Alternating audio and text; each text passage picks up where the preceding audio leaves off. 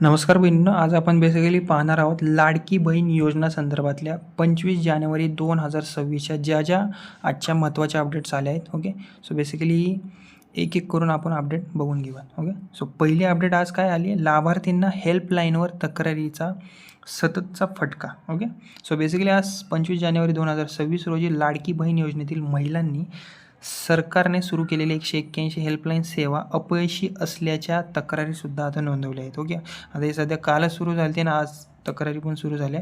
जरी महिला व बाल विकास मंत्री अदिती तटकरे यांनी KYC त्रुटी व इतर अडचणी सोडवण्यासाठी हेल्पलाईन सुरू केल्याचे सांगितले, तरी बरीच महिलांना सर्व्हिस ॲडजस्ट न झालेला किंवा उपयुक्त न झालेला अनुभव आला आहे. ओके, सो बेसिकली लाडक्या बहीण ज्या आहेत, ज्यांची ही योजना चालू आहे, त्या लाभार्थी आता म्हणत आहेत की KYC सुधारण्यासाठी पोर्टल पुन्हा उघडला पाहिजे, ज्यामुळे त्यांना स्वतःच्या अर्जात सुधारणा करण्याची संधी मिळेल. म्हणजेच की खूप साऱ्या लाडक्या बहिणींचं म्हणणं आहे KYCची परत डेट वाढवून आम्हाला द्या, आम्ही तो फॉर्म फिल करतो.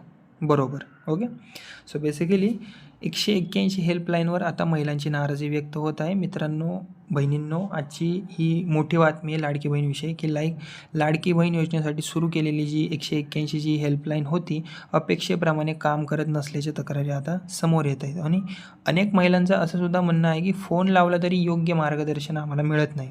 आता हे खरंसुद्धा असेल खूप कितपत. ओके, आता ॲक्च्युअलमध्ये कसं आहे, आता खूप साऱ्या महिलांचे पैसे थांबले आहेत, त्यामुळे आता कंटिन्युअसली तिथं कॉल जात आहेत, त्यामुळे थोडासा लेट होत आहे. कदाचित काही महिलांना उत्तरही नसेल मिळत. ओके, आणि KYCच्या चुका तशाच आता अपूर्णरित्या मिळायला बघता येत आहेत आपल्याला. ओके, सो महिलांचं असं म्हणणं आहे की आम्हाला आमचा फॉर्म KYCचा रिपीटमध्ये भरायचा आहे. ओके, बरोबररित्या. ओके, आता यूट्यूबला आता खूप लोकांनी टाकले पण आहेत KYC कसा भरायचा. ओके, तर तुम्ही जर बरोबर व्हिडिओ बघितला तर तुम्ही ॲक्च्युअलमध्ये फील पण करू शकचाल. ओके, बरोबररित्या, किंवा तुम्ही सायबर कॅफेमध्ये जाऊन भरू पण शकता. ओके, आता या त्रुटीमुळे बेसिकली सुमारे 2.3 कोटी महिलांच्या आर्थिक सहाय्यावर परिणाम होत आहे इनडायरेक्टली. ओके, सो ही काही नॉर्मल गोष्ट नाही आहे. ओके, आता दुसरा अपडेट आहे, योजनेचा सामाजिक राजकीय वाद पुन्हा सुरू झाला आहे. आज लाडकी बहीण योजना पुन्हा चर्चेत आली आहे.